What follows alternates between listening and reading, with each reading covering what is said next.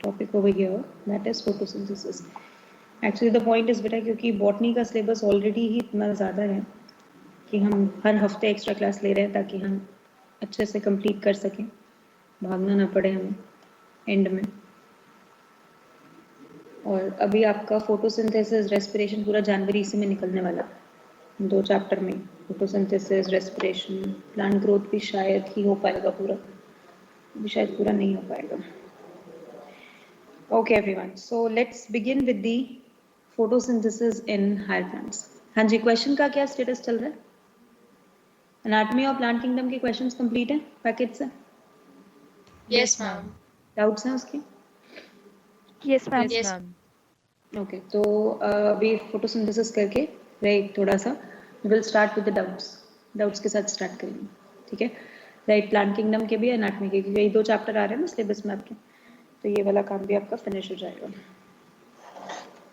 Okay everyone, so let's begin with the chapter photosynthesis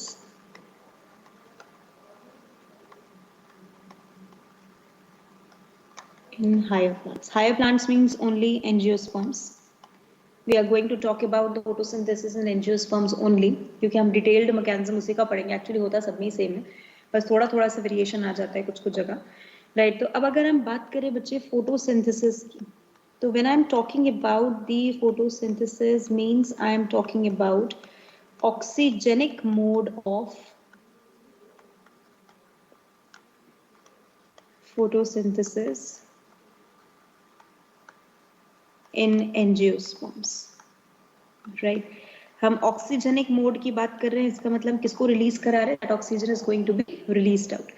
अब photosynthesis का मतलब क्या है कि we are going for a process which is an anabolic process. तो हम एक एनाबॉलिक प्रोसेस की तरफ जा रहे हैं। Why anabolic? क्योंकि हम क्या करने वाले हैं, इनऑर्गेनिक कार्बन जो है उसका क्या करेंगे? रिडक्शन, ताकि क्या जनरेट कर सके? Simpler compounds. Organic carbon which is being called glucose, that's why it is called anabolic process, right? Then हमने कहा it is also defined as the endergonic process. अब endergonic process why? Because it requires energy. Yes, involve energy during carbon reduction. Carbon reduction के time पे energy की requirement है। Next, it's a redox process. Right, redox, oxidation, reduction दोनों चल रहे हैं, नहीं तो हमने कहा involve oxidation and reduction reactions simultaneously. Right, दोनों रिएक्शंस इन्वॉल्व कर रहे हैं, राइट? तो एक ऐसा प्रोसेस हो गया जो हमारे पास एनाबॉलिक है क्योंकि सिंथेसिस कर रहा है, जो हमारे पास एनर्जी इनटेकिंग है तो एंडरगोनिक है, और रिडक्शन और ऑक्सीडेशन को इन्वॉल्व कर रहा है तो रिडॉक्स प्रोसेस है, राइट? और उसी के साथ साथ हमने कहा द प्रोसेसेस जहाँ पर आपने CO2 लिया, n यूनिट्स ऑफ आपने H2O लिए, where CO2 is the inorganic carbon source, right, जो आप यहाँ पर लेके चल रहे हो, राइट? उसी के साथ साथ H2O is the electron and proton donor, जो इलेक्ट्रॉन प्रोटॉन डोनेट करेगा।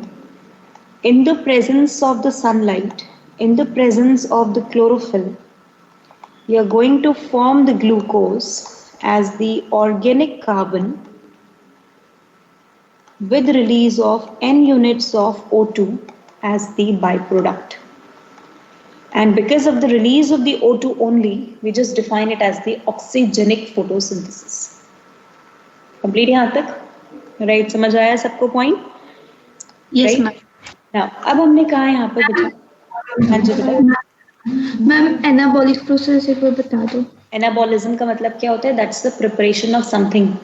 तो you are going to prepare the glucose ना, राइट? तो आप क्या कर रहे हो? You are going to synthesize the glucose. So synthesis of glucose को आप कह सकते हो एनाबॉलिक प्रोसेस, कि आप सिंथेसिस कर रहे हो। जब आप ब्रेक डाउन करते हो तो उसे कहते हो कैटाबॉलिक। जब आप नई चीज की किसी की सिंथेसिस करते हो तो उस प्रोसेस को आप नाम क्या देते हो? You just name it as the anabolic process. समझ आया सबको पॉइंट, राइट? तो that's why we define that as the anabolic process, हम डिफाइन करते हैं, right? Now photosynthesis occur in होता कहाँ पर है? occur in mesophyll cells of green plant. Green plant के मेसोफिल सेल्स में होता है. एंड मेसोफिल सेल्स हैं क्या हमारे पास? They are the chlorenchyma cells with abundant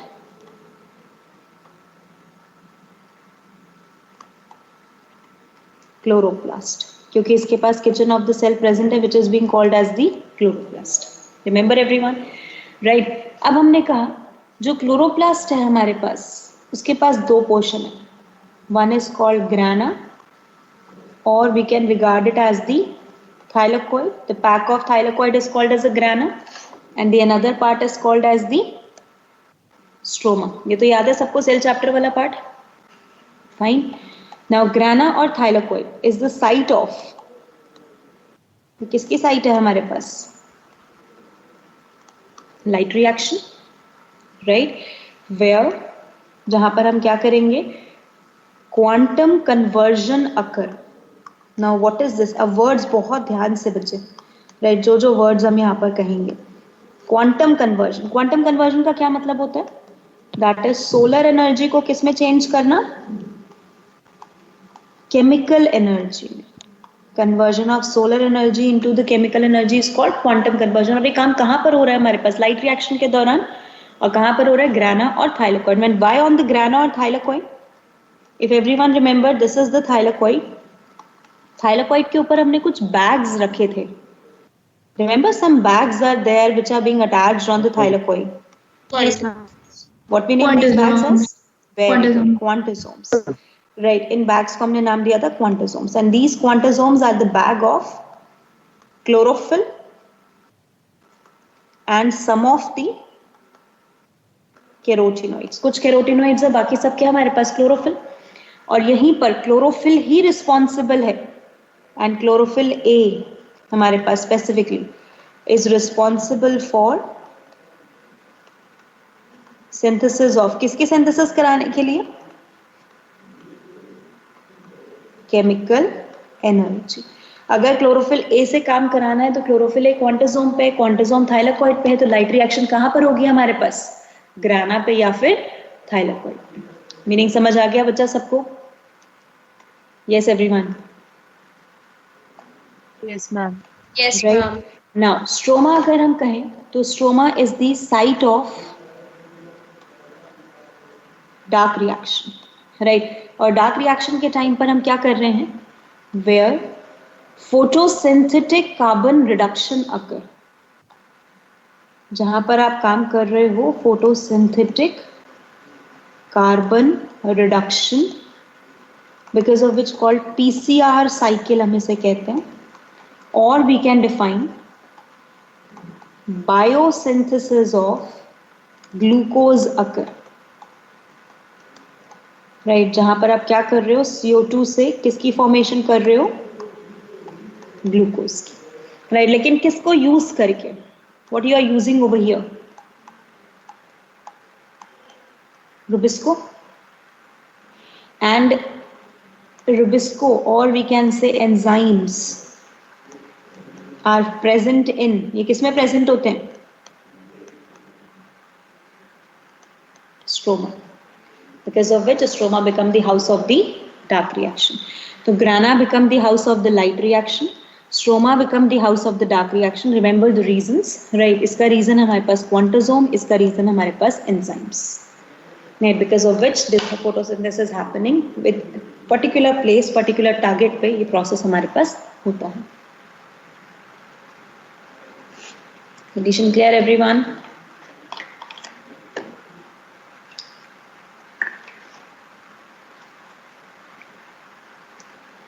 Yes, ma'am. मैं तो पहले भी पढ़ा हुआ है, हमने कोई नई चीज नहीं थी इसमें. Yes, ma'am. Done? Okay guys, so now moving to an overview process of the ma'am PCR cycle का फिर हाँ जी, पीसीआर साइकिल हम इसको नाम देते हैं बेटा photosynthetic carbon reduction cycle. It's not a polymerase chain reaction, right? It's a PCR cycle called as the dark reaction, इसे डिफाइन करते हैं. हाँ जी, और कोई? एक और डाउट मुझे पीछे सुनाई दे रहा था। हाँ जी बच्चा, anything else? No, ma'am. Fine. Okay guys, so यहाँ तक noted everyone? Yes, ma'am. Done है। अच्छा, फोटोसिंथेसिस में जो हम करने वाले हैं आगे पूरे चैप्टर में, तो पहले मैं इसका आपको हिस्ट्री पढ़ाऊंगी, जिसमें हिस्ट्री में मैं एक्चुअली टॉपिक्स के साथ साथ साइंटिस्ट के नाम बताती हूँ, अलग से स्पेसिफिक टॉपिक नहीं उठाती कि पहले हिस्ट्री करेंगे वो करेंगे, ऐसा कुछ नहीं है। तो जैसे जैसे मैं टॉपिक बताती जाऊंगी उसी में मैं आती जाऊंगी इसकी डिस्कवरी ऐसे हुई, इसने की और इसकी वजह से। You have to remember that, ठीक है। तो पहले हम पूरा लाइट रिएक्शन पढ़ेंगे, फिर उसके बाद हम स्टार्ट करेंगे डार्क रिएक्शन के साथ, जिसमें हमारा C3 पाथवे, C4 पाथवे, कैम्प पाथवे, राइट, और लास्ट में factors affecting photosynthesis. Important chapter है बच्चा, right. And along with that test जो है हमारे पास नीट का, अगर हम कहें कि हमें एनालिसिस करना है कि नीट का लेवल किस अच्छा है, मीडियम है, राइट, या फिर थोड़ा मीडियोकर लेवल में है, किस तरीके से हमारे पास लेवल हम उसका डिफाइन करते हैं, एवरेज है, हाई है, राइट, तो वो हमारे पास चैप्टर डिसाइडिंग में जो आते हैं ना 11th के, फोटोसिंथेसिस और रेस्पिरेशन ही होते हैं, क्योंकि इसके क्वेश्चंस जो आते हैं वो हमेशा एनालिटिकल क्वेश्चन आते हैं, तो इसलिए एक एक चीज ध्यान से, ठीक है, हर एक का रीजन ध्यान रखना है, क्यों हम कर रहे हैं वो भी ध्यान रखना है। तो हमने कहा photosynthesis occur in the 2 phases, right, 2 phases में होता है हमारे पास, अकर इन 2 phases, right. One is called as the light reaction. Why we name it as light reaction? Because it's the light dependent reaction. इसे हम नाम देते हैं light dependent reaction, जो सोलर एनर्जी को यूज करेगा, right, which is going to use the solar energy.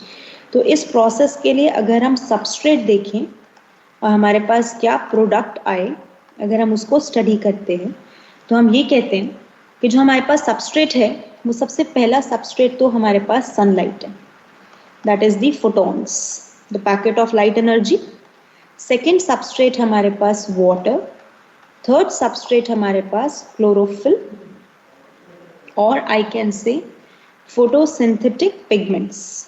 जितने भी मेरे पास फोटोसिंथेटिक पिगमेंट्स हैं, all of them are being here, ठीक है, राइट। और अब मैं इनको यूज करूंगी and we will going to form the product, right. Sunlight को हम चेंज करेंगे इनटू केमिकल एनर्जी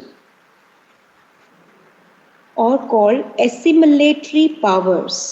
जो सबसे मेन चीज है जो हम लाइट रिएक्शन के टाइम पे बनाते हैं, which is ATP as an energy and reducing power as NADPH plus H plus, right. Phosphorylated form हमारे पास क्लोरोप्लास्ट में प्रेजेंट होती है NAD की, तो we form NADPH plus H plus.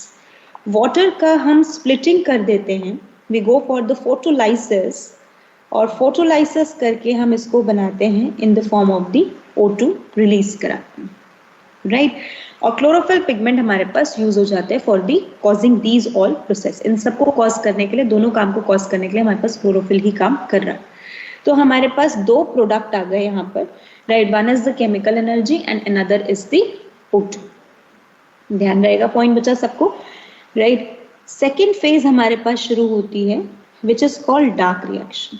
Dark reaction का ये मतलब नहीं है कि ये अंधेरे में हो रहा है। डार्क रिएक्शन का सिंपल मीनिंग कि it's a light independent reaction, means that this reaction is not utilizing the solar energy as a direct substrate for the process, right. solar energy को directly utilize नहीं करेगा, but हाँ उस पर dependent जरूर होगा, दिन में जरूर होगा, light reaction के साथ साथ अकर होगा, तो that's why it is called as a misnomer।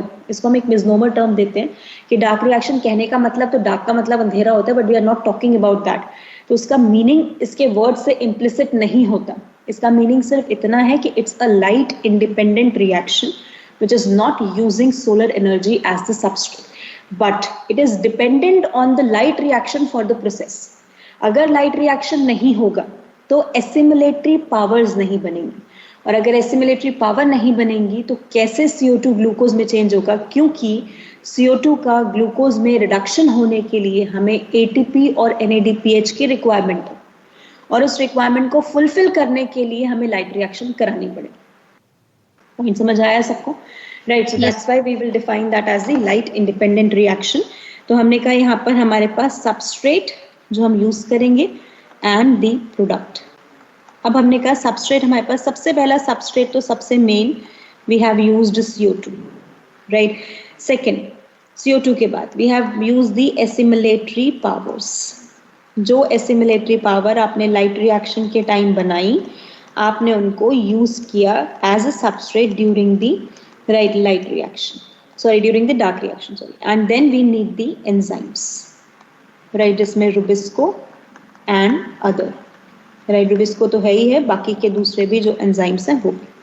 CO2 हमारे पास चेंज हो गया ग्लूकोज में as a final product, right. Assimilatory power हमारे पास इस प्रोसेस के टाइम यूज्ड अप हो गए, राइट, और एंजाइम्स भी इसी प्रोसेस के टाइम हमारे पास कैटालिसिस में involved, right? So we produce the main product as the glucose, right? That's why it is called as dark reaction को हम नाम देते हैं as biosynthetic phase of photosynthesis, जहां आप ग्लूकोज को बना रहे हो, right? एक और दिया जाता है कि light reaction is CO2 independent while dark reaction is CO2 dependent. dark reaction CO2 को यूज कर रहा है लेकिन light reaction CO2 को यूज नहीं करता है।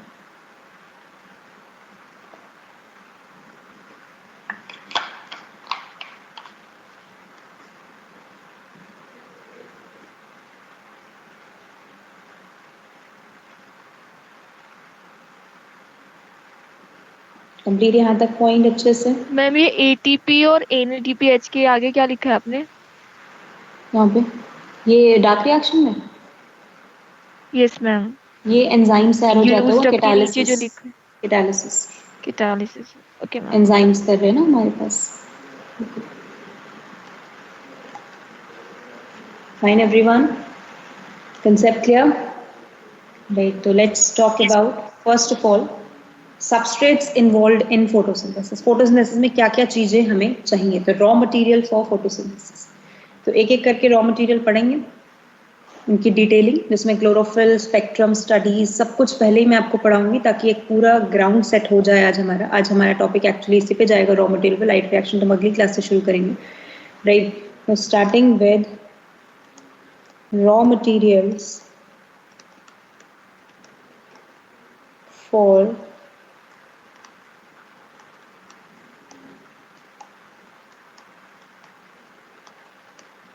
फोटोसिंथेसिस। अब रॉ मटेरियल की बात करते हैं तो सबसे पहला रॉ मटेरियल तो मेरे पास सबसे मेन है CO2, which is being available from, जो अवेलेबल कहाँ से होगा हमारे पास, फ्रॉम एटमॉस्फेयर। एटमॉस्फेयर से डायरेक्टली अवेलेबल होगा, right, and enter the plant system.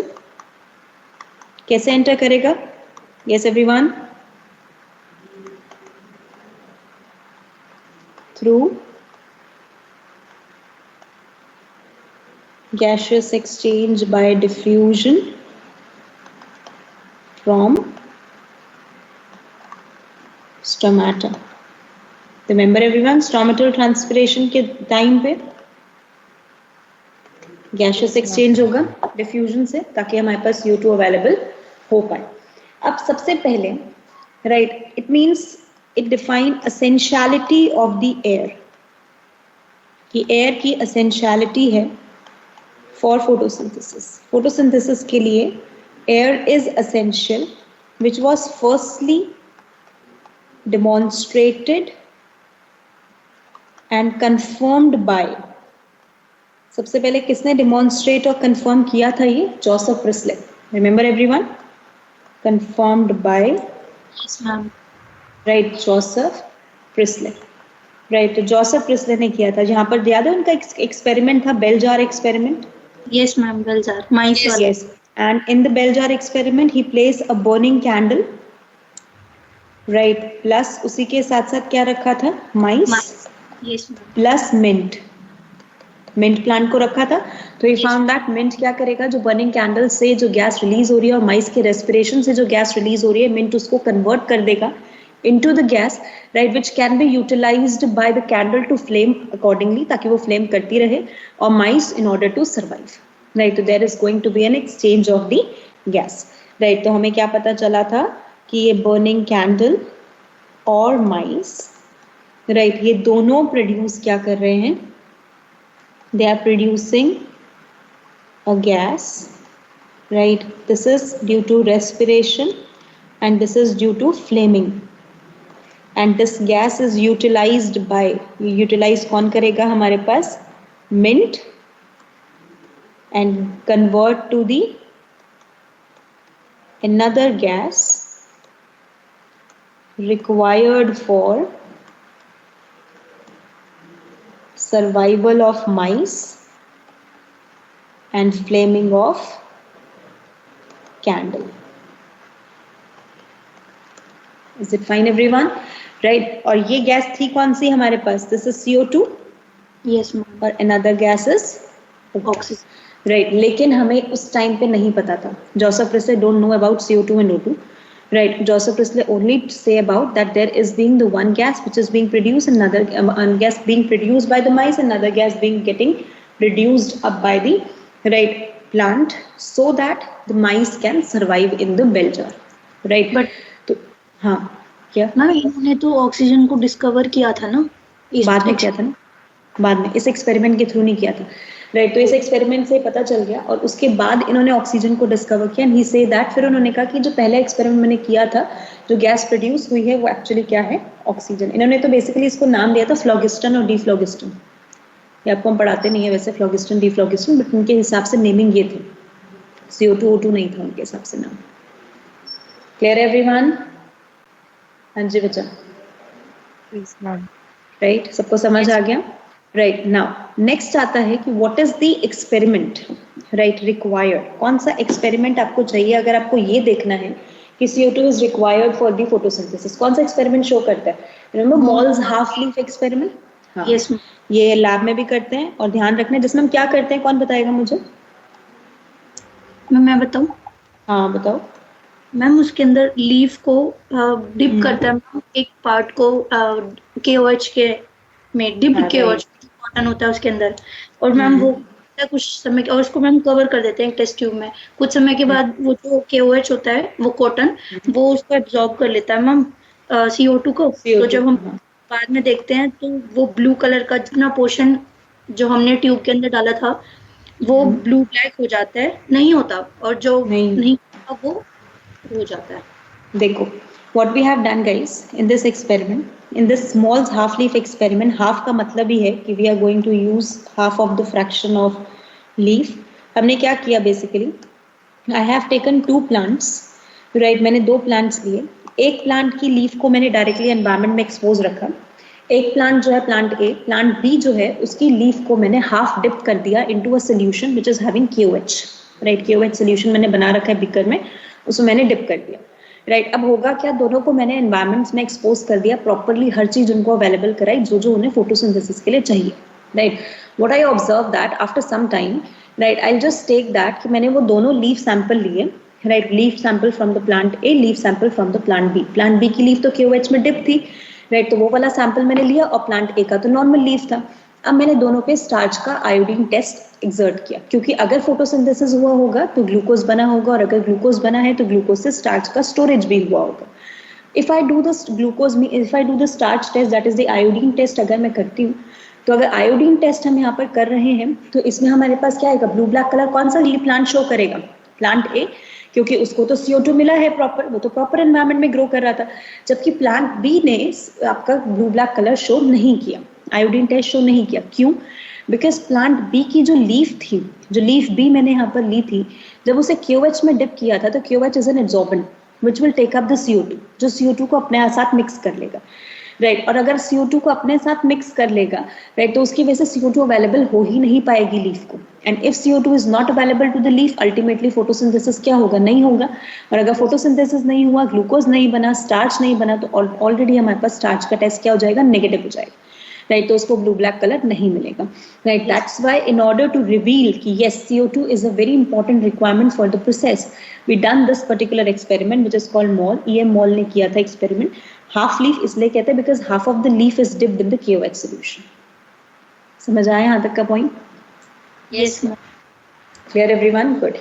Right, so this is about the first right requirement, first raw material for the photosynthesis. that is CO2. Second raw material which is being there, which is being the sunlight, right? तो हमने कहा sunlight, it is being required for excitation of chlorophyll, chlorophyll को excite करना, और उसी के साथ साथ राइट क्लोरोफिल के एक्साइटेशन की वजह से फॉर्मेशन करना assimilatory powers, power during light reaction, right? अब इस पर्टिकुलर सनलाइट रिक्वायर्ड फॉर के बाद क्या लिखा है? कहाँ पर बच्चा? Excitation, excitation of chlorophyll, right? अब हमें sunlight is being important, right, और असेंशियल फॉर फोटोसिंथेसिस। ये किसने शो किया था? That is shown by the Jan Ingenhousz, right? किसने शो किया? ये हमारे पास जैन इंगिनाउस, राइट? तो Jan Ingenhousz firstly confirmed and demonstrated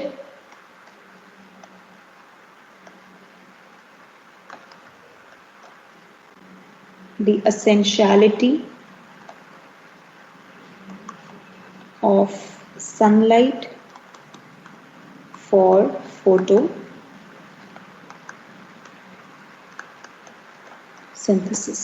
right? और इन्होंने क्या किया था? He used hydrilla plant, hydrilla plant को यूज किया एंड बबलिंग एक्सपेरिमेंट परफॉर्म किया था। बबलिंग एक्सपेरिमेंट में क्या था इनके पास? इन्होंने कहा हाइड्रिला प्लांट को अगर लाइट से एक्सपोज किया तो ही फाउंड दैट जो वाटर था उसमें बबल्स बनने शुरू हुए, means there is a release of the oxygen, means there is a process of the photosynthesis. जब हाइड्रिला प्लांट के सस्पेंशन को सनलाइट में एक्सपोज नहीं किया तो बबल्स नहीं बने।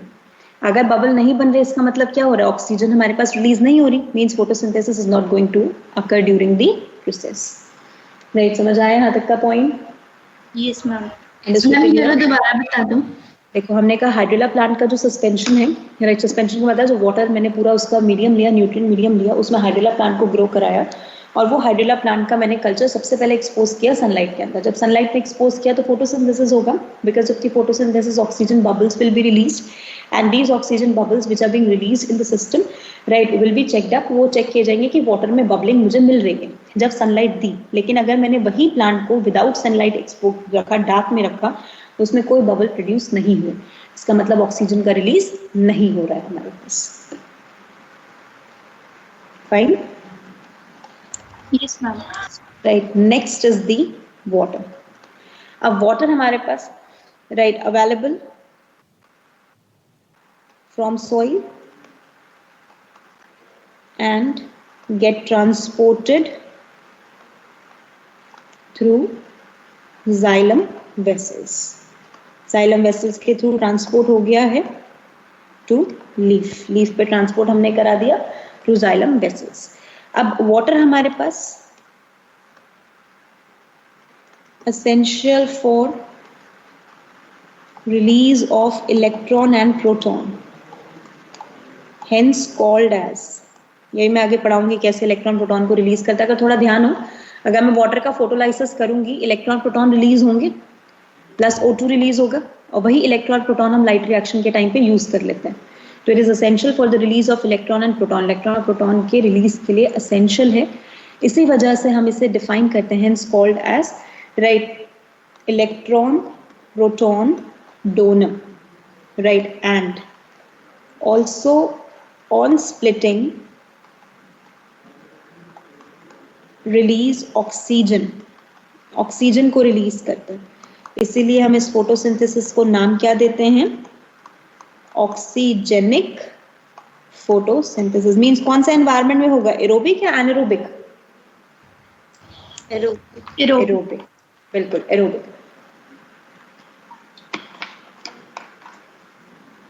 तो अब हमें जो रिएक्शन समझ आती है, we get this कि, हाँ जी बेटा। अब एक बार मोल्स हाफ लीक एक्सपेरिमेंट बता दोगे, मैं डिस्कनेक्ट हो गई थी इस वक्त। अभी और वाटर के बाद बताती हूँ। Okay ma'am. राइट, देखो अगर हमने ये कराया तो this is called as the photolysis of water. अब एक्चुअली प्रॉब्लम ये थी कि हमें ये समझ आ रहा था कि ये जो ऑक्सीजन है, ये रिलीज, नेसेंट ऑक्सीजन किससे रिलीज हुआ है? वाटर से। लेकिन जब हम फोटोसिंथेसिस करते हैं तो उस टाइम ये था दिमाग में कि फोटोसिंथेसिस के टाइम CO2 भी है, H2O भी है, right, and producing the glucose, right, that is CnH2nO, right, या फिर सिंपल इसको ग्लूकोज लिख लीजिए, ग्लूकोज एंड O2 हमारे पास रिलीज होता है. तो ये O2 जो है ये कहाँ से आया? Is it coming from water और फ्रॉम CO2? राइट, तो दिस इज डिलेमा. ये हमारे पास एक डिलेमा है, means a sign of the confusion, right, that oxygen released from CO2 और फ्रॉम वाटर. इस पे क्वेश्चन बहुत बार आ जाता है बेटा, क्योंकि एक्सपेरिमेंट एनसीईआरटी गिवन है, राइट. तो फर्स्टली सबसे पहले एक्सपेरिमेंट तो परफॉर्म नहीं किया, लेकिन इन्होंने इन्फो बताया हमें, right, that is called as the Cornelius van Niel, right. तो हम कहते हैं वैन नील. वैन नील ने basically defined that oxygen will be released as by product, एक बाय प्रोडक्ट की तरह रिलीज होगा from electron proton donor. In the same manner, उसी तरीके से, like elemental sulphur is released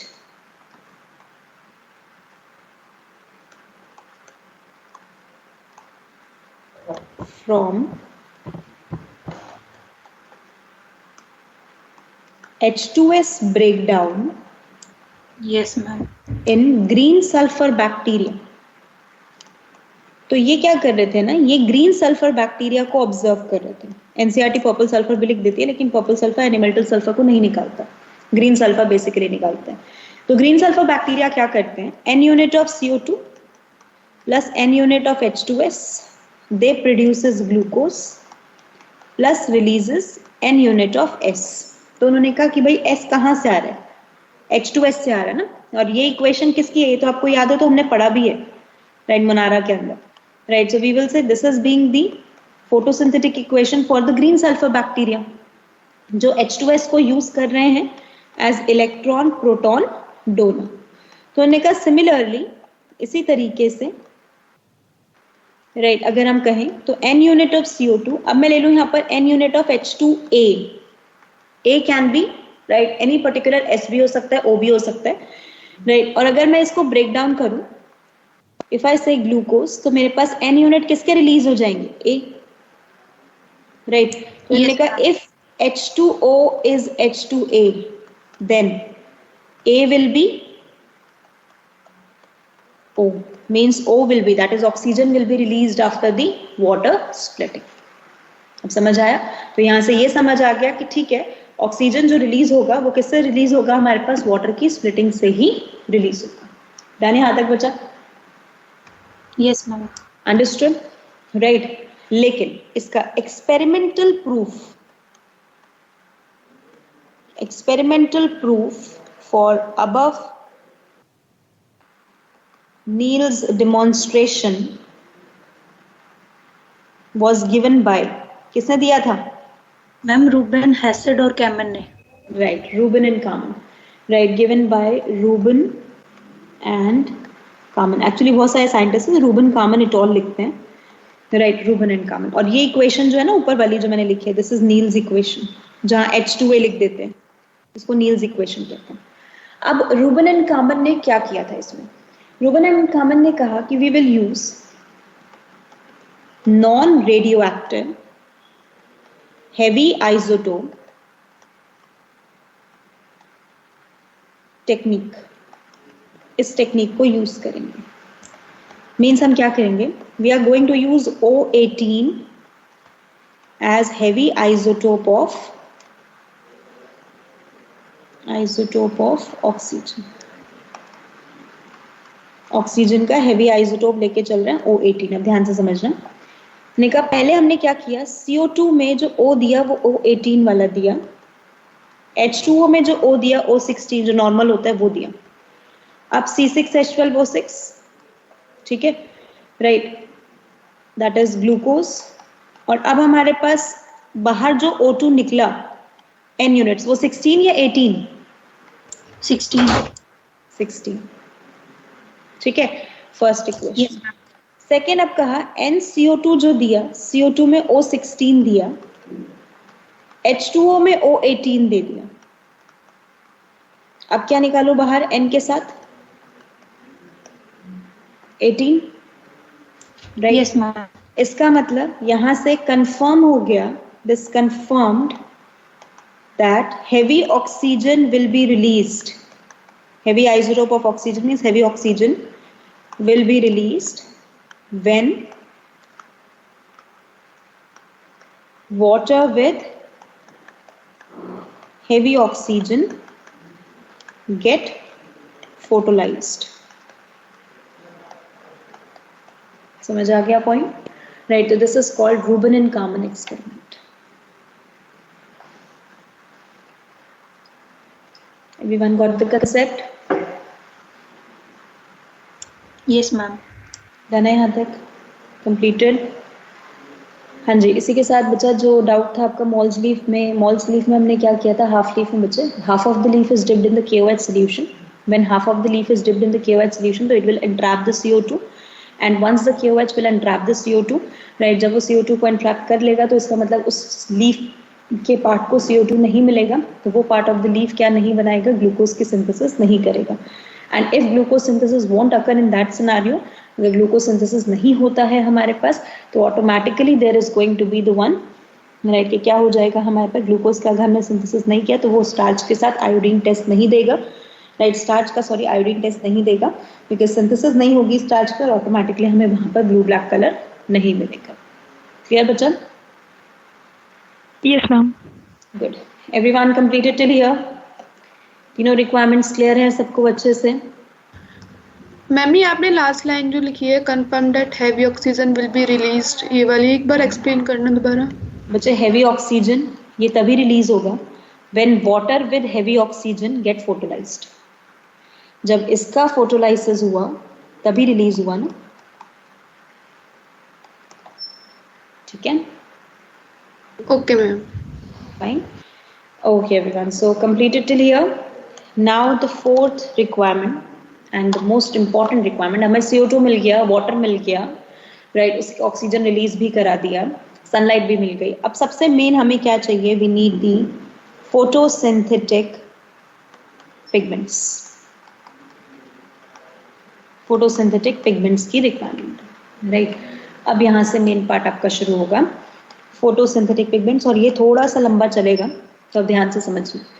photosynthetic pigments का मतलब वो जो एक्चुअली हमारे पास सारा काम कराने के लिए रिस्पॉन्सिबल रहेंगे, जो लाइट रिएक्शन कराने के लिए रिस्पॉन्सिबल रहेंगे, राइट? तो इस फोटोसिंथेटिक पिगमेंट्स में हम बेसिकली दो मेन पिगमेंट्स बनाते हैं। वन इज द मेन और called major photosynthetic pigment, and another as the accessory photosynthetic pigments. तो अब accessory में तो हमारे पास कौन से आ गए? कैरोटिनॉइड्स। और मेजर में कौन से आ गए हमारे पास? Chlorophyll.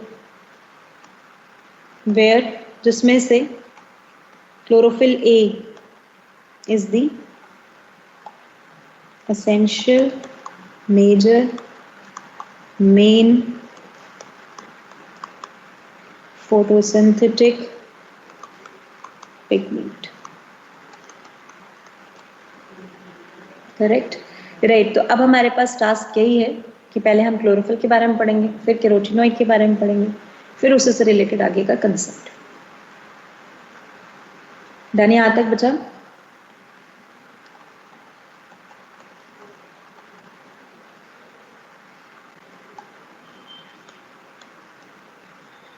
So the A part going to talk about the chlorophyll. Chlorophyll को हम डिफाइन करते हैं बच्चे, ऑर्गेनिक सल्यूबल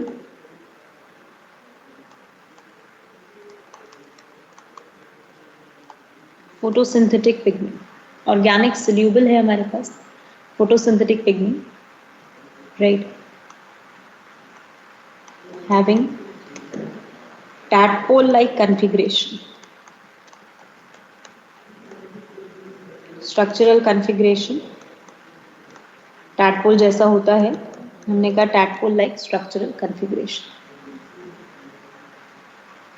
राइट। अब कैसा दिखता है हमें, तो let's start with that. How the structure of the chlorophyll is visible to us. यहाँ तक बना है बच्चा? Yes ma'am. नाउ क्लोरोफिल में स्ट्रक्चर में अगर सबसे पहले आते हैं तो स्ट्रक्चर के बारे में, it is being the one which is comprises of porphyrin head and phytol tail। इसके स्ट्रक्चर में दो चीजें, porphyrin head and phytol tail। porphyrin head is a tetrapyrrolic structure with central magnesium। central magnesium के साथ एक tetrapyrrolic structure है, और phytol tail is a long hydrocarbon chain, एक लंबी सी हाइड्रोकार्बन चेन, राइट। अब अगर हम porphyrin head अगर बनाते हैं तो porphyrin head देखो कैसे बनता है हमारे पास। We have the tetrapyrrole, right. हमें बेसिकली बनाना है यहाँ पर टेट्रापायरोल स्ट्रक्चर, तो हमने सेंटर में बनाया Mg,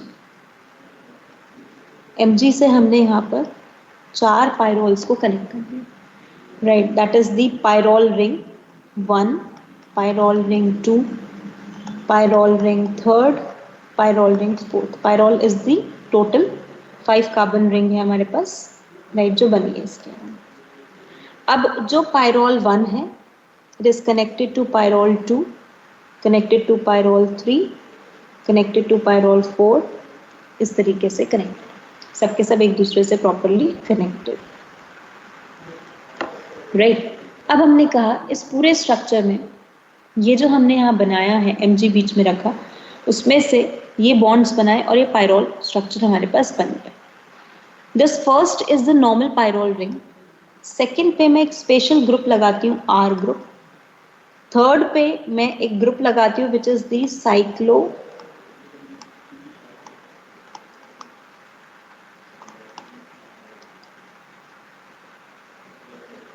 pentanone ring, and fourth से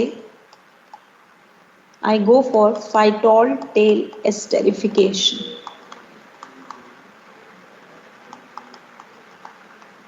right। phytol tail get attached to phytol tail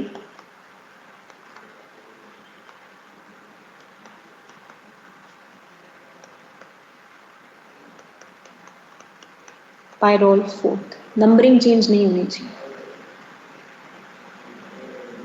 fine, right. तो ये हमारे पास ओवरऑल स्ट्रक्चर बना, जिसमें हमने कहा हमारे पास ये ऊपर वाला पार्ट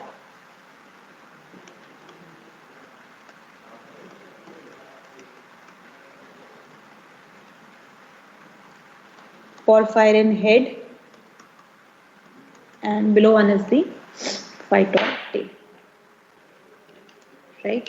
तो एक हो गया हमारे पास porphyrin head और एक हो गया हमारे पास phytol tail। समझ आ गया पॉइंट? porphyrin head हमारे पास पार्ट कौन सा हो गया, which is going to be the hydrophilic part, और phytol tail हाइड्रोकार्बन चेन है, तो कौन सा पार्ट हो गया,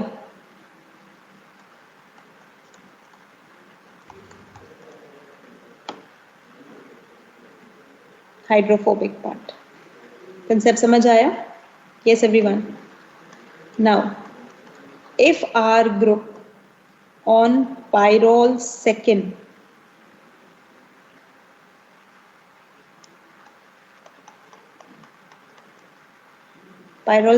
पे R group अगर CH3 होता है then it is called chlorophyll A, ठीक है। and if R group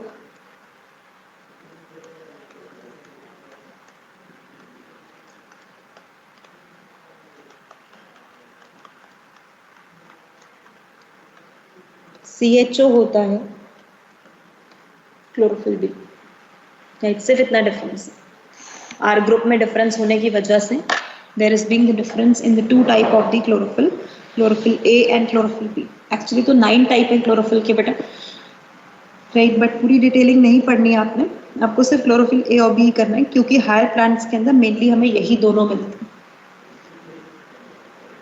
ma'am ये 1 2 3 और 4 क्या है? पायरोल रिंग्स है बेटा, 5 carbon pyrrole rings, right, so they are the pyrrole rings. Yes ma'am. If I label them, so I can name them as pyrrole rings, which are being connected to each other via conjugated bonds. ये pyrrole क्या होता है? Pyrrole बच्चे 5 carbon का ring है जिसमें nitrogen लगा होता है, right, at the second carbon position पे, राइट, और उस पे हम कहते हैं कि हमारे पास नाइट्रोजन से ये टैग्ड होता है। अगर हम इसका स्ट्रक्चर देखेंगे ना तो ये क्या होता है, ये Mg है, Mg से जुड़ी होती है इस तरीके से इसका स्ट्रक्चर, ये N होता है, राइट, फिर इसके कार्बन अरेंज होते हैं कोऑर्डिनेटेड डबल बॉन्ड के साथ। तो उतना डिटेल स्ट्रक्चर मैंने बनाया नहीं क्योंकि याद करने की कोई ज़रूरत नहीं है, only you need to remember कि इसके स्ट्रक्चर में क्या क्या है। अब समझ आया पॉइंट?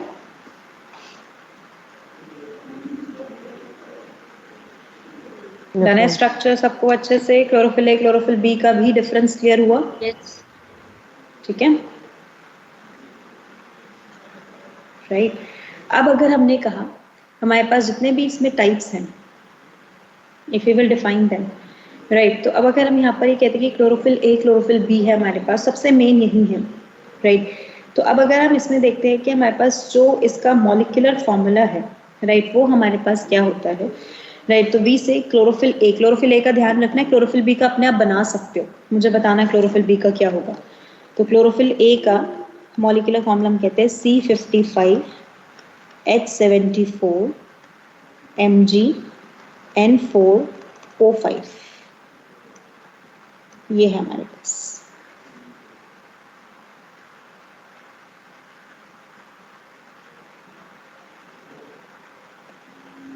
नाउ क्लोरोफिल बी का बताओ क्या लिखूं?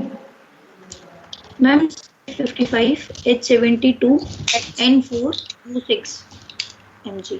N70 हो जाएगा ना, H70 Mg, right, N4O6, am I right?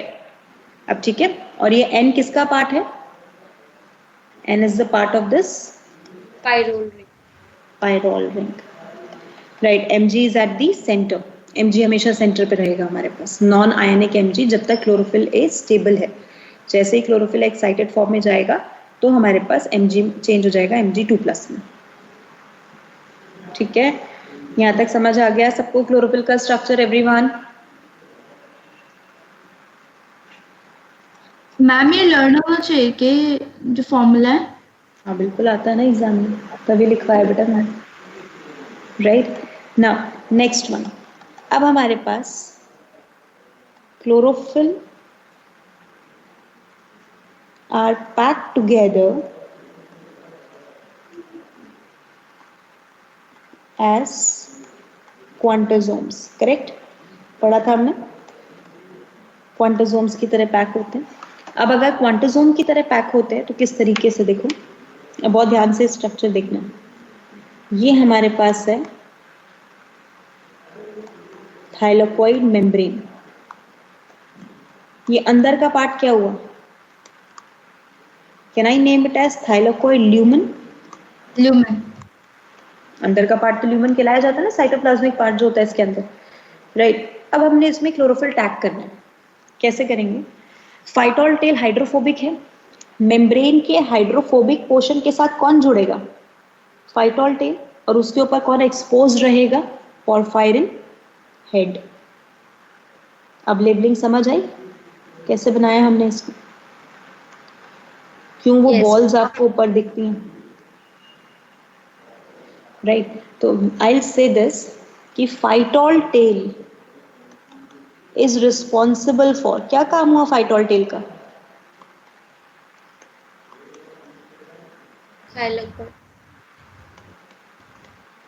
Attachment, very good, for positioning और attachment of chlorophyll head to thylakoid membrane. क्या ये चीज शो करती है कि chlorophyll is an amphipathic molecule? Amphipathic याद है सबको? लिपिड के लिए कहते थे हम। Yes, एम्फीपैथिक किसे कहते हैं? जिसमें हाइड्रोफोबिक हाइड्रोफिलिक एक साथ होते हैं, राइट। तो हाइड्रोफिलिक हेड को हमने कहाँ कर दिया? सरफेस पे।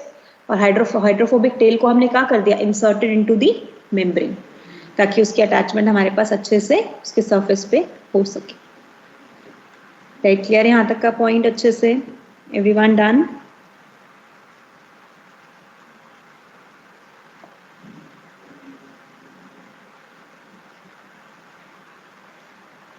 कंप्लीटेड यहाँ तक बचा, राइट। अब हमारे पास क्लोरोफिल के बाद next type of the pigment, right, ये हमने पहले सबसे पहले पढ़ा था क्लोरोफिल के बारे में, right. The B type of pigment is carotenoids. अब कैरोटिनॉइड्स को अगर डिफाइन करें तो ये भी कैसे? Again organic soluble accessory photosynthetic pigment। accessory photosynthetic pigment है और organic soluble है हमारे पास carotenoids. they are being the long isoprene chain structure। अगर सबको ध्यान हो तो एक जब रबर फॉर्मेशन करते हो केमिस्ट्री में, पॉलीमर चैप्टर में, तो ऐसे आइसोप्रीन बनाते हो, आइसोप्रीन चेन्स बनाते हो कॉन्जुगेटेड डबल बॉन्ड्स के साथ, राइट। ये आइसोप्रीन चेन स्ट्रक्चर होता है which is called C40H56, general formula इसका, राइट। जिसमें से, right, differ as carotenes and दूसरा टाइप कौन सा हो गया? xanthophylls। Carotenes are non-oxygenated carotenoid। ये non-oxygenated carotenoids हैं, carotenes, that is C40H56। xanthophylls क्या हो जाएंगे हमारे पास? oxygenated carotenoids means C40H56OX, और X अलग अलग नंबर हो सकते हैं, राइट, जिसके बेसिस पे हम ये कहेंगे कि हमारे पास xanthophylls के टाइप्स हो जाएंगे। On that basis we will say the type of the xanthophylls। आप समझ आया पॉइंट सबको, राइट। तो we say it to be the oxygenated carotenoids. इनका काम क्या होता है? फंक्शन अगर हम कहें, सबसे पहला मेन काम तो क्या हो गया? Work as shield pigments. What about this word shield pigments? As they provide protection to, किसको protection देंगे? Chlorophyll को, and prevent them from photooxidation at high light intensity। High light intensity पे फोटो ऑक्सीडेशन के chances रहते हैं, उससे chlorophyll को protection देने का काम हमारे पास किसका होता है? कैरोटिनॉइड्स का। तो carotenoids are the one which को हम डिफाइन करते हैं as a two, one is called carotenes and other is called xanthophylls, and they are being regarded as a shield pigment. इसके साथ एक काम और होता है इनका, प्रोवाइड कलर टू। कौन सा कलर प्रोवाइड करते हैं? Yellowish orange, yellow to orange color to fruits, flowers, right, as colored pigments,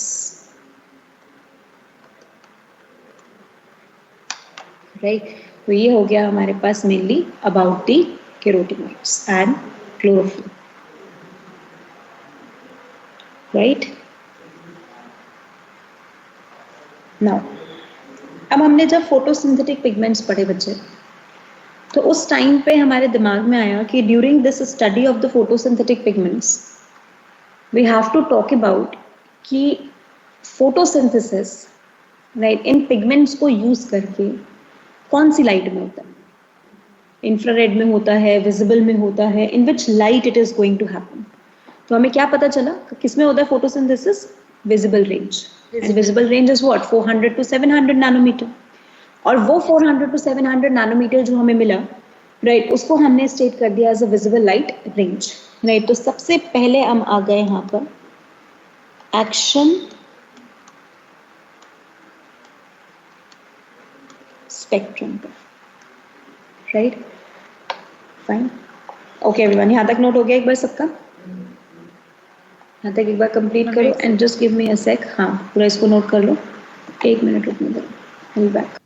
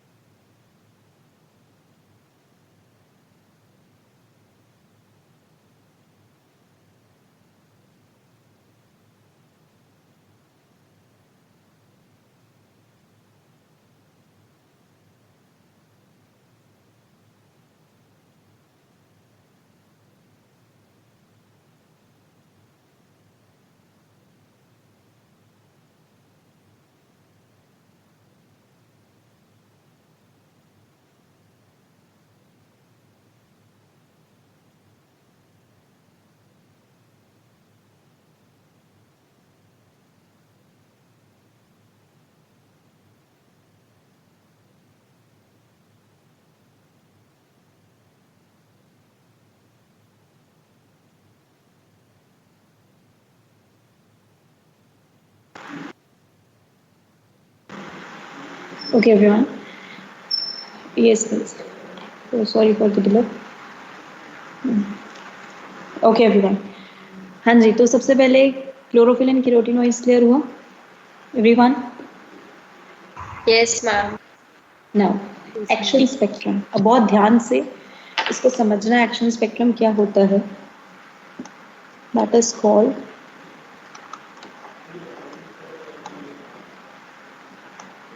Engelmann experiment.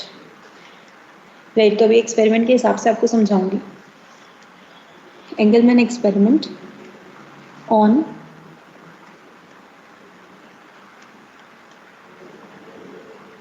क्लैडोफोर.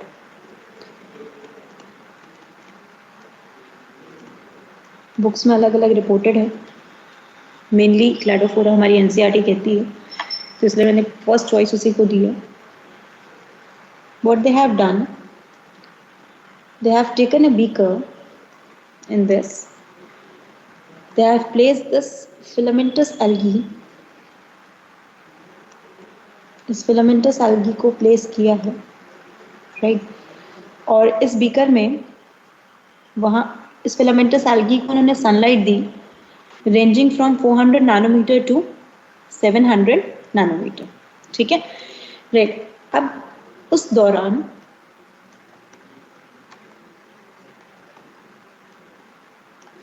जब लाइट दी गई. Excuse me ma'am. हाँ जी बेटा. मैम क्लैडोफोरा और 400 क्लोरेला मैम ग्रीन एल्गी के मेंबर्स हैं. हाँ, तीनों Cladophora, Spirogyra, Chlorella green algae के मेंबर्स हैं. Okay now ma'am. 400 to 700 nanometre की जब लाइट दी गई तो फोटोसिंथेसिस शो करेगा. And they observe that photosynthesis occur because of the oxygen evolution. Photosynthesis हुआ क्योंकि ऑक्सीजन इवोल्यूशन होगा, बबलिंग होगी, राइट. तो कैन आई से, पहले तो मुझे ये बताना, can I say the rate of oxygen evolution is equivalent to rate of photosynthesis. क्या लाइन ठीक है? क्योंकि बेटा अगर फोटोसिंथेसिस होगा तभी तो ऑक्सीजन रिलीज होगा, तभी वाटर की स्प्लिटिंग हुई है. Am I right? Right, so on the one side they have taken this light intensity, on the another side they have taken the rate of the oxygen evolution, जो किसको show करेगा? rate of photosynthesis. जब उन्होंने इसको observe किया, he found that पहले photosynthesis का rate बड़ा अच्छा मिला, देन धीरे धीरे डिक्लाइन हो गया, और फिर वापस से रेट अच्छा मिला और फिर से डिक्लाइन हो गया. राइट, तो व्हाट दे गेट, इसका क्या मतलब है? Right, can I say in visible spectrum, visible light spectrum, rate of photosynthesis maximally occur at, किस पे हुआ है बेटा? Blue violet and red zone. Am I right? Yes, 640 से लेके रेड जोन होता है, राइट, और टिल 500 हमारे पास ब्लू वॉयलेट जोन होता है. तो हमने कहा rate of photosynthesis maximally occur at this. तो विजिबल लाइट में होता है, ये तो प्रूफ हो गया, लेकिन हमारे पास कहाँ एक्चुअली हो रहा है? ब्लू वॉयलेट और रेड जोन में हो रहा है, जहाँ हमने कहा rate of photosynthesis maximally occur at these two region. बाकी के एरिया में नहीं करता. खुद सोचो, बाकी के एरिया में ग्रीन कलर को ये एब्जॉर्ब करेगा या रिफ्लेक्ट करेगा? What it will do for the green colour? Absorb और रिफ्लेक्ट? रिफ्लेक्ट. तभी ग्रीन कलर, अगर ग्रीन कलर को रिफ्लेक्ट करेगा तभी तो ग्रीन कलर शो होगा ना. इसका मतलब उस पर्टिकुलर पॉइंट पे ग्रीन कलर को अगर एब्जॉर्ब नहीं करेगा तो क्या वहां पीक मिलेगी आपको उस एरिया में? No ma'am. राइट, तो अगर मैं यहाँ पर विबग्योर बनाऊं तो VIBGYOR, तो मुझे इतने एरिया में मिली और इतने एरिया मिली, इतने एरिया में मुझे मिलेगी पीक. अब समझ आ गया सबको पॉइंट? यस राइट, तो हमारे पास इन दोनों जोन में हमें फोटोसिंथेसिस क्या मिलेगा? Maximum. Right, this is what action spectrum. Right, ने हमें प्रिडिक्ट करके दे दिया कि इस तरीके से होता है. और ये एक्सपेरिमेंट कौन सा कहलाया गया हमारे पास? Engelmann experiment. This is called action spectrum. Right, तो व्हाट एक्शन स्पेक्ट्रम डिफाइन, अगर मैं कहूँ तो action spectrum demonstrate the rate of photosynthesis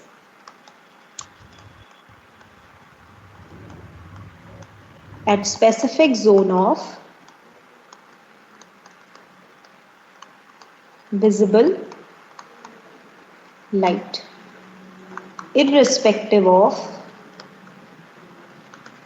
photosynthetic pigments. हमने photosynthetic pigments को कोई importance नहीं दी.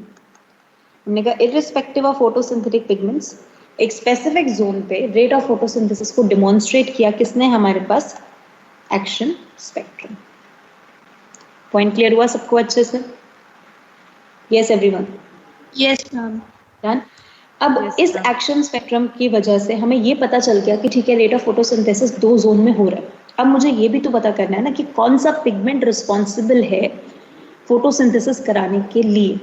विच pigment is actually responsible to carry out the photosynthesis in these 2 zone. क्योंकि हमारे पास पिगमेंट की चॉइसेस बहुत सारी, क्लोरोफिल ए भी है, क्लोरोफिल बी भी है, कैरोटीनॉइड भी है, 3 चॉइस है मेरे पास. तो अब मुझे क्या करने की जरूरत है? I have to see absorption spectrum. मुझे क्या देखने की जरूरत है? Absorption spectrum. एब्जॉर्प्शन स्पेक्ट्रम किस पे है? Absorption spectrum is demonstrating the rate of absorption of specific light range. एक स्पेसिफिक लाइट रेंज को एब्जॉर्ब करना by specific photosynthetic pigment. Means अब मैं ये नहीं देखूंगी कि फोटोसिंथेसिस किस जोन पे हो रहा है. मैं अब ये देखूंगी कि ये फोटोसिंथेटिक पिगमेंट है और ये फोटोसिंथेटिक पिगमेंट इस जोन में एब्जॉर्ब करता है. अगर वो मेरे पास ब्लू, वॉयलेट और रेड में इफेक्टिवली एब्जॉर्ब कर रहा होगा तो वो मेजर बन जाएगा. बाकी के सारे मेरे पास असेसरी बन जाएंगे. मीनिंग समझ आया सबको? ठीक है. तो ये हमारे पास रेट ऑफ फोटोसिंथेसिस को डिमॉन्स्ट्रेट नहीं करेगा, ये सिर्फ किसको शो करेगा? Rate of absorption. Complete everyone? तो अब इसी में ही बहुत ध्यान से इसका एब्जॉर्प्शन स्पेक्ट्रम हम बनाएंगे, एक एक करके क्लियर करना है इसमें. तो ये हो गया हमारे पास rate of absorption and this is the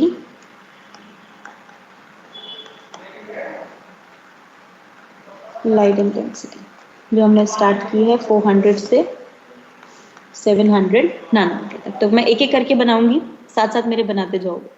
right, start करो एवरीवन.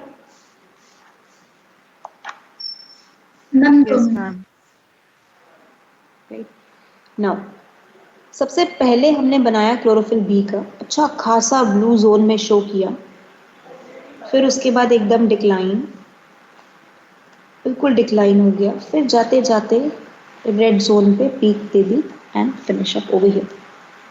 आगे जाके हमारे पास यहाँ पर फिनिश अप. ये 700 नैनोमीटर का पॉइंट और ये है 400 नैनोमीटर. राइट, ये हमारे पास मिला क्लोरोफिल बी का.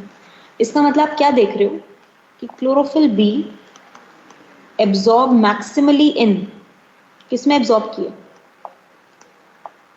ब्लू, वॉयलेट और red zone. Red zone. Blue, violet. बेटा रेड में कहाँ से दिख रहा है? पीक सबसे ज्यादा किसमें दिख रही है? Blue, violet. समझ आया point? Right. Now moving to chlorophyll. ये अभी क्लोरोफिल बी के लिए बनाया आपने? ये सिर्फ क्लोरोफिल बी के लिए बना. ठीक है. राइट मैम ये फुल क्लोरोफिल बी के लिए. हाँ बच्चे बिल्कुल. अच्छा भाई मुझको लगा ये वाला क्लोरोफिल बी के लिए.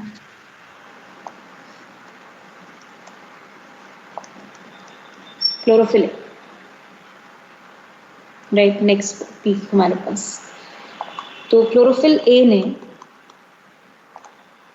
Absorb in both blue, violet and red equally.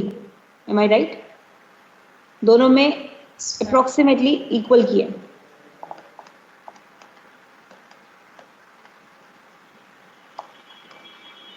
But ये अभी हमें कर्व से नहीं पता चलता, बट इफेक्टिवली किस पे करते हैं? Red zone. Effectively chlorophyll A करता है रेड जोन में, ध्यान रखना. Effectively in the red zone. Red zone में इफेक्टिव करता है. राइट. ब्लू, वॉयलेट में होता है इसका ऐसा नहीं होगा, लेकिन इफेक्टिव अगर मैं कहूंगी ना वर्ड, तो इफेक्टिव वर्ड में लगाऊंगी इसका रेड जोन के अंदर।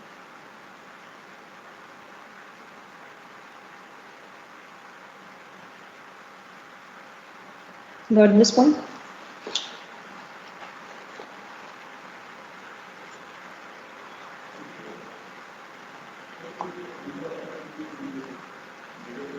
Now,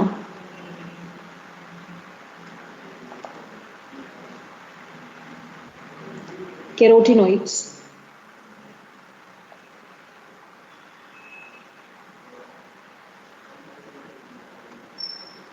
This is for the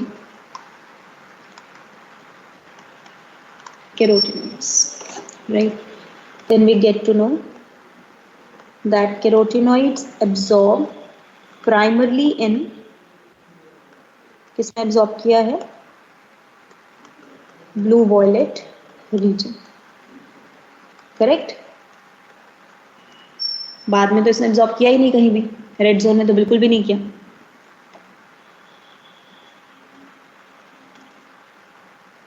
तो अब अगर मैं इन तीनों को देख के इसका आउटकम निकालूं, right, then the outcome is I know that effective photosynthesis occur in, सबसे इफेक्टिव फोटोसिंथेसिस कहां पर होता है? Occur in red zone. Blue violet और रेड में से सबसे इफेक्टिव फोटोसिंथेसिस मेरे पास कहां पर होता है बच्चा? Red zone. याद रहेगा सबको point, right? And on comparing, तो मैम ब्लू जोन पे होगा ना, उधर से ज्यादा हो रहा है बच्चा, वो एब्जॉर्प्शन का पीक है, फोटोसिंथेसिस का नहीं है। That's the absorption by specific pigment. वो पिगमेंट वो लाइट को एब्जॉर्ब कर रहा है, राइट, लेकिन इफेक्टिव फोटोसिंथेसिस का मतलब जो हमें पता चला कि फोटोसिंथेसिस से जो प्रोडक्ट बनने की टेंडेंसी है वो रेड जोन में ज्यादा होती है, ठीक है? Okay ma'am. Now on comparing action and absorption spectrum, अब action और absorption spectrum को compare करो। Who is giving the major peak in the red zone? Red zone में main peak कौन दे रहा है? Chlorophyll A. Chlorophyll A is majorly functioning in red zone. Hence can be concluded that chlorophyll A, क्या मैं conclude कर सकती हूँ, is the major photosynthetic pigment। क्या ये main photosynthetic pigment होगा? Yes everyone, can I conclude Yes, this? ठीक है, राइट। तो हमने ये कंक्लूड कर दिया कि भाई chlorophyll A is the major, that is a chief photosynthetic pigment associated with the photosynthesis. क्या कैरोटीनॉइड किसी भी तरीके से चीफ बन सकते हैं? No ma'am, never, right. Chlorophyll a और क्लोरोफिल बी में तो फिर भी कंपैरिजन है, राइट, लेकिन कैरोटीनॉइड तो कंपैरिजन में भी नहीं आते, right, they are the out of the list. इसमें से हमारे पास मेन कौन आ गया? Chlorophyll A is a chief photosynthetic pigment. याद रहेगा ये पॉइंट सबको? एक्शन स्पेक्ट्रम क्लियर हुआ एवरीवन? Yes ma'am. डन है। तो एक्शन स्पेक्ट्रम, एब्जॉर्प्शन स्पेक्ट्रम, हमने फोटोसिंथेसिस रेड जोन में क्यों बोली बेटा? रेड जोन में इसी वजह से क्योंकि अगर हम आगे अभी देखेंगे ना तो फोटोसिंथेसिस के लिए क्लोरोफिल पिगमेंट सिस्टम अभी जो मैं बनाऊंगी उसमें क्लोरोफिल ए 618, क्लोरोफिल ए 700, ये दोनों किस पे एब्जॉर्ब करते हैं? 680 नैनोमीटर एंड 700 नैनोमीटर। इसका मतलब जो हमारे पास लाइट रिएक्शन होती है इनकी वजह से वो कौन से जोन में हो रही है हमारे पास? 680 या 700 पर। 680 और 700 कौन से जोन पे आता है? Red zone. समझ आ गया? तो अगर आपसे क्वेश्चन पूछेगा मैक्सिमम फोटोसिंथेसिस, तो blue violet and red zone, कोई दिक्कत नहीं है, ये मैं लिख भी देती हूँ यहाँ पर, राइट। इफ द क्वेश्चन से मैक्सिमम फोटोसिंथेसिस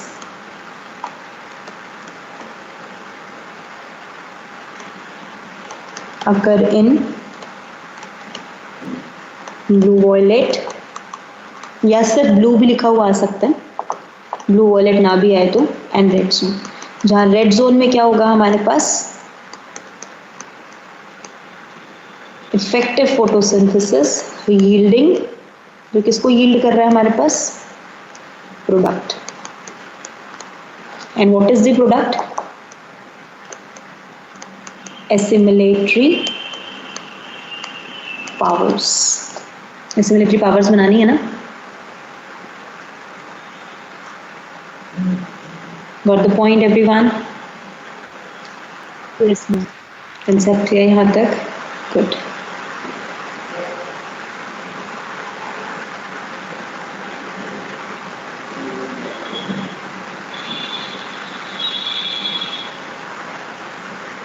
राइट हाँ जी, अब इसी के बेसिस पर इस एक्शन अभी ना एक्चुअली इसमें मैं कंटिन्यू करी हूँ किसी के साथ कंटिन्यूएशन में ही है। इसी के कंटिन्यूएशन में हमने बनाए photo system called pigment system and photosynthetic unit. अब क्या मैं ये कह सकती हूँ कि मेरे पास राइट जो फोटो सिस्टम बनेंगे, जो पिगमेंट सिस्टम, इन सबको असेंबल करके मैं बनाऊंगी, क्या वो मेरे पास ऐसा लगेगा कि देखना ध्यान से यहाँ पर सबसे बेस पे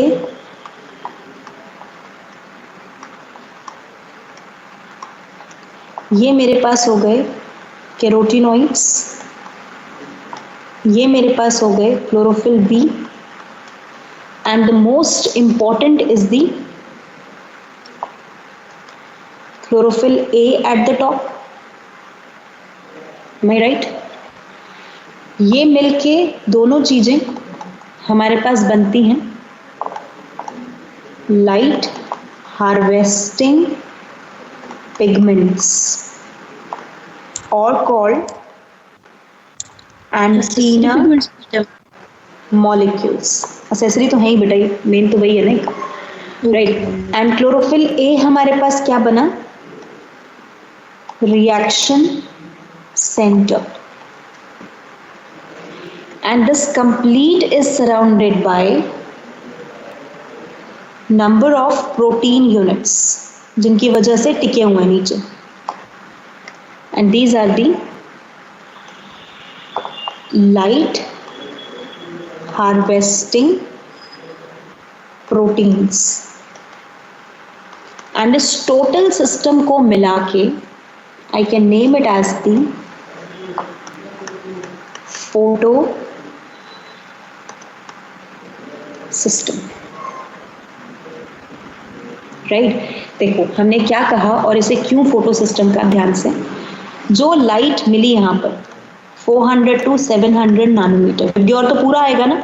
अब ऐसा तो नहीं है कि सिर्फ क्लोरोफिल ए काम करेगा, बाकी के काम भी करेंगे। कैरोटिनॉइड ने जो भी लाइट को एब्जॉर्ब किया वो लाइट को आगे क्या कर दिया? क्लोरोफिल बी को ट्रांसफर किया। क्लोरोफिल बी ने भी लाइट एब्जॉर्ब की, आगे ट्रांसफर किया। क्लोरोफिल ए ने भी एब्जॉर्ब किया और आगे ट्रांसफर किया। और क्लोरोफिल ए ने अपने इलेक्ट्रॉन को क्या कर दिया? Chlorophyll A excitation and release किसका हो गया? Release of electron. याद आ रहा है? थोड़ा थोड़ा लाइट रिएक्शन।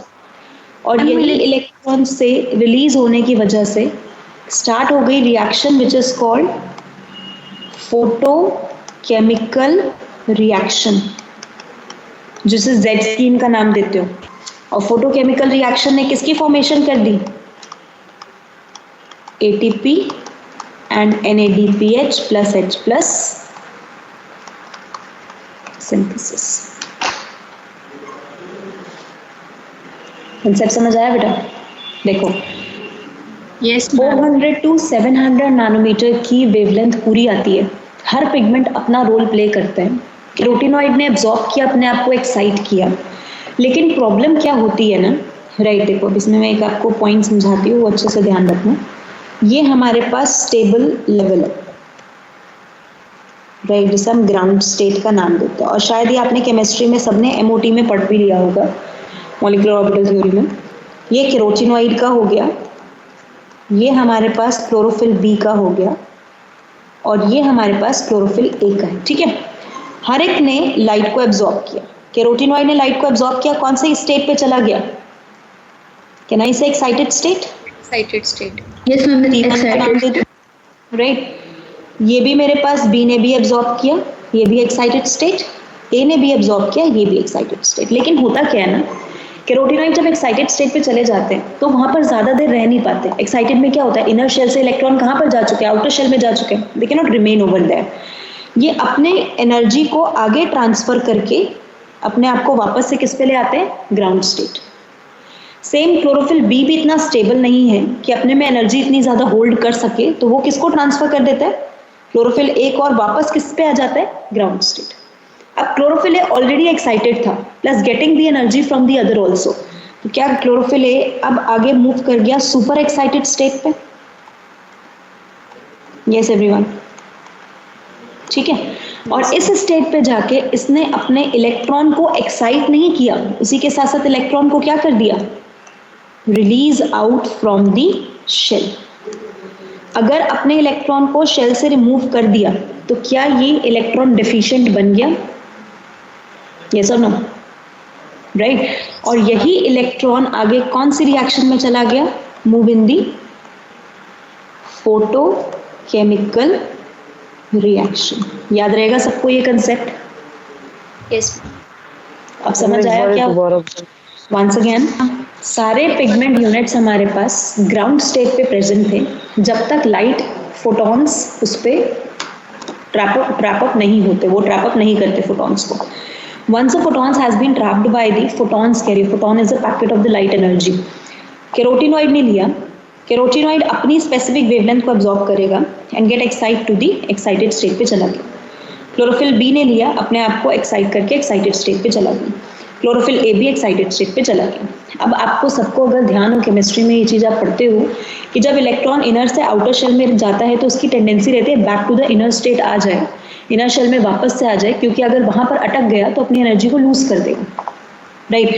तो कैरोटीनॉइड वापस अपने ग्राउंड स्टेट में आता है, क्योंकि इतनी देर तक स्टेबल नहीं है कि इतना ज्यादा एक्साइटेड स्टेट में रह सके ज्यादा टाइम के लिए, तो it will release up, right, its energy to the near up molecule. देखो इसी के ऊपर, कैरोटीनॉइड के ऊपर हमने कौन लोकेट किए थे ऊपर, वहां पर क्लोरोफिल बी, राइट। तो क्लोरोफिल बी को एनर्जी ट्रांसफर कर दी।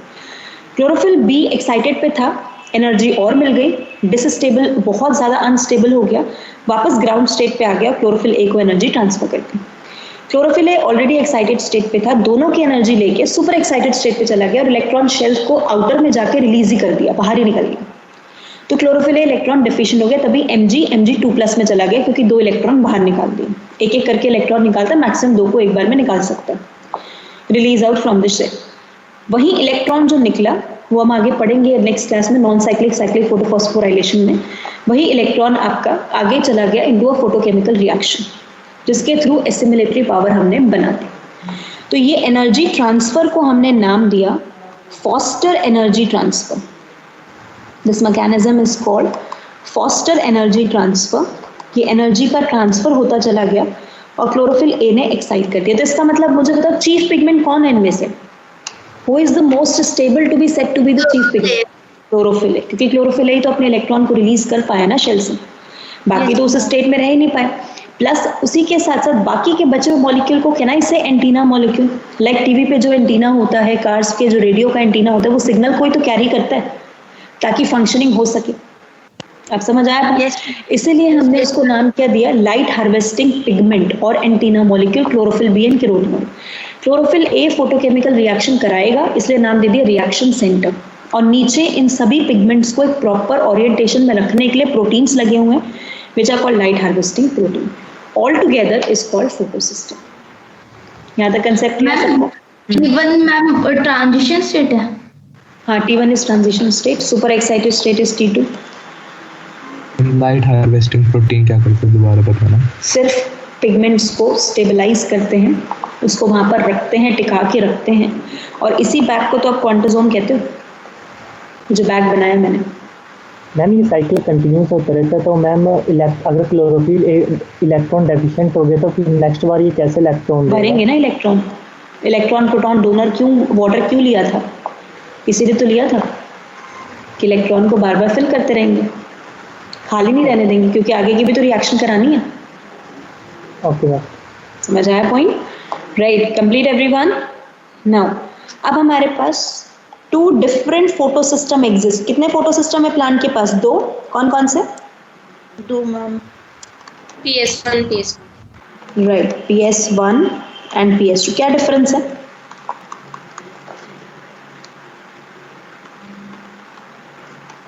PS1 अगर मैं कहूँ, can I say chlorophyll A 700 700, yes, yes ma'am. ma'am. as reaction center, and the rest is LHC1. LHC क्या है मेरे पास? Light harvesting complex, light harvesting complex, जिसके अंदर दो चीजें आती हैं। कौन कौन सी? एक तो एंटीना मॉलिक्यूल्स और एक कौन से हो गए? Light harvesting proteins. याद रहेगा point? Right. PS2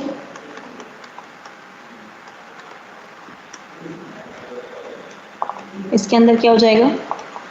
chlorophyll A 680 and ma'am antenna molecule और आपने ये तो लिख दिया, लेकिन वो तो लिखा है रिएक्शन सेंटर। बेटा ऊपर है ना क्लोरोफिल ए 700 PS1 के अंदर। ओके ओके ओके ओके ठीक है, राइट। ये वापस से antenna molecules and light harvesting proteins. तो दोनों में सब कुछ सेम रहता है except the difference of the chlorophyll A 700 chlorophyll A 680। Right. इसका क्या मतलब है 680 700 का?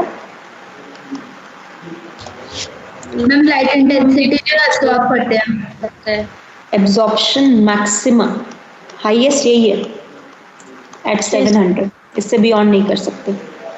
और यहाँ एब्जॉर्प्शन मैक्सिमा एट 680।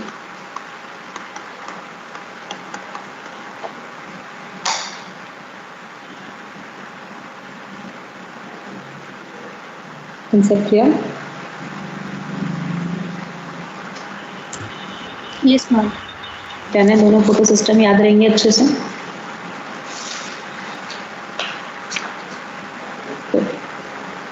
राइट। तो हमारे reaction centre, LHC, proteins, right, antenna molecule को लाइट हार्वेस्टिंग पिगमेंट्स और LHP का भी नाम देते हैं, लाइट हार्वेस्टिंग पिगमेंट्स।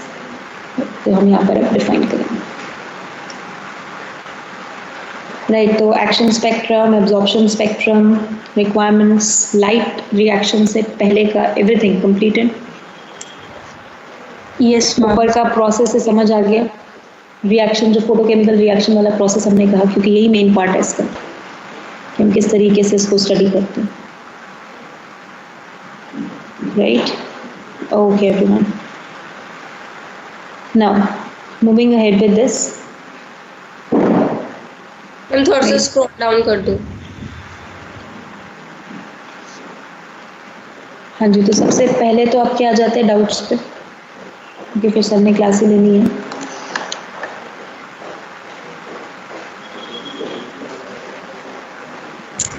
मैम अब हमारी नेक्स्ट बॉटनी की क्लास थर्सडे को लगेगी ना?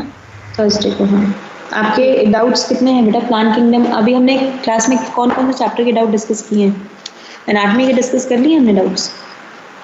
मैम और फिलोसफी सिर्फ तक ही हुआ ना, एनाटॉमी भी नहीं हुआ है और प्लांट किंगडम भी नहीं हुआ। Do one thing guys, tomorrow 3:30 to 4:30 1:30 आपकी क्लास खत्म हो जाएगी। राइट। आपकी मर्जी है 1:30 करना है या 3:30 करना है डाउट डिस्कशन, क्योंकि मेरी क्लास भी 1:30 खत्म होगी।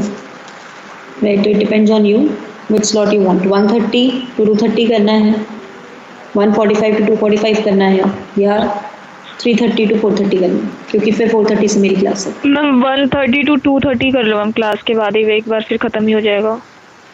ठीक है, किसी को कोई प्रॉब्लम तो नहीं? 1:45 कर लेंगे। हाँ भाई 1:30 की जगह 1:30 क्लास खत्म होगी, आने में आप भी 5 मिनट लगाओगे। राइट। 1:40 पे स्टार्ट कर लेंगे, तो 1:35 to 1:40 स्टार्ट करेंगे। राइट। 1:40 से लेके 2:40 तक प्लांट किंगडम एंड एनाटॉमी दोनों के पैकेज के doubts we are going to wind up. Okay ma'am. ठीक है। राइट। तो ध्यान रखना है यहाँ तक का पॉइंट, नहीं तो हमें ख़त्म करना है fine for the whole task, ताकि पूरा अच्छे से प्रिपेयर हो जाए हमारा। राइट। अच्छा, अब उसी के बाद राइट, अब फोटोसिंथेसिस में right, as we were talking about this, right, पूरे हमने जो पीएस एक्शन और एब्जॉर्प्शन स्पेक्ट्रम है दोनों अच्छे से ध्यान रखना है, क्लोरोफिल ए, क्लोरोफिल बी और कैरोटीनॉइड्स का, क्योंकि क्वेश्चन बहुत बार आ जाता है कौन कहाँ एब्जॉर्ब करता है। राइट, और ये तीनों पिगमेंट्स हमारे पास हैं। इसके अलावा एक असेसरी पिगमेंट और होते हैं, ताकि ये टॉपिक वाइंड अप हो जाए, राइट। फिर हम नेक्स्ट क्लास में शुरू करेंगे आपका non cyclic cyclic photophosphorylation, right. So see everyone, हमने कहा हमारे पास जो इसके अलावा होता है इन रेड एल्गी,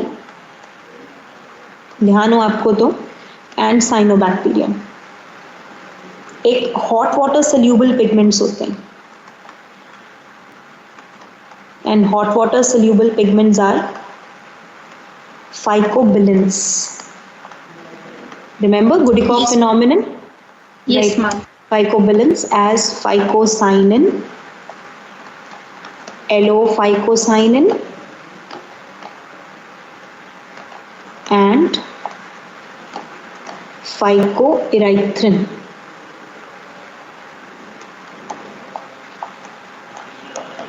ये तीन हैं हमारे पास, राइट, जो किस में इन्वॉल्व होते हैं, फोटोसिंथेसिस में नहीं, इन्वॉल्व इन क्रोमैटिक एडाप्टेशन, ठीक है। तो they are not involve in photosynthesis. और ये स्टोर किस में होते हैं, क्वांटोसोम्स में नहीं, rather phycobilisomes, right. And another water soluble pigment called anthocyanins in higher plants, ये भी हमने पढ़ा हुआ ना पहले, जिन्हें हम नाम क्या देते हैं, एंथोसाइनेंस। एंथोसाइनेंस क्या होते हैं, जो कौन सा कलर प्रोवाइड करते हैं, provide blue black colour. Yes, ma'am. Berries को कलर प्रोवाइड करते हैं blue black colour. They are not in the chloroplast even, they are stored in vacuole and play antioxidant function, antioxidant activity। ये दोनों pigments बेटा photosynthesis में involve नहीं होते, both type of pigments, इसीलिए मैंने लिखवाए हैं कि ऑप्शन में आ जाए तो याद रखना, क्योंकि एंथोसायनिन पे क्वेश्चन आ चुका है। Are not involved in photosynthesis, right, that is the phycobilins and anthocyanin। anthocyanin ध्यान रखना है, तो क्लोरोप्लास्ट में भी नहीं है, rather vacuole में present है, right, so they are not even in the chloroplast, right, so they are present in the vacuole and the water soluble pigments, दोनों water soluble हैं, जबकि हमारे कैरोटिनॉइड्स और क्लोरोफिल कैसे हैं, they are the organic soluble pigments, right. तो इसलिए ये छोटे छोटे पॉइंट्स हैं, राइट, जो ध्यान रखते हैं। तो मेन हमारे पास जो पिगमेंट रहेगा that are the chlorophyll and the carotenoid, जिसमें से सबसे मेन रहेगा क्लोरोफिल ए, जो हमने डिफरेंशिएट कर लिया 680 एंड 700 पे, राइट। अब इसी में ही हम पढ़ेंगे यहाँ पर, right, cyclic non cyclic photophosphorylation क्या होता है, कैसे हम इसे करते हैं, right, that we are going to talk about. Fine till here everyone, correct, okay guys, so revise till here, right. अब आप अपना फिजिक्स की क्लास ज्वाइन करना 1:30 पे, right, and Yes, ma'am. Thank you. और कंप्लीट दैट। और उसी के साथ कल का ही ध्यान रखना है, टाइमिंग, ठीक है, राइट। मैं क्लास शेड्यूल कर दूंगी, उसी क्लास में आप ज्वाइन करेंगे, डाउट क्लास ही नाम होगा क्लास का, right. Tomorrow at 1:35, right, will start at 1:40 पे हम क्वेश्चन डिस्कशन स्टार्ट कर देंगे, ठीक है, राइट, टिल 2:30 2:40 जब तक आपके डाउट्स होंगे, we'll discuss that all the questions for plant kingdom and anatomy. Fine everyone, okay guys, so we'll meet you up in the coming session. Bye bye, take care, enjoy and study very well. Thank you, ma'am. Okay guys. Smash the like button and also subscribe Mystery Notebook.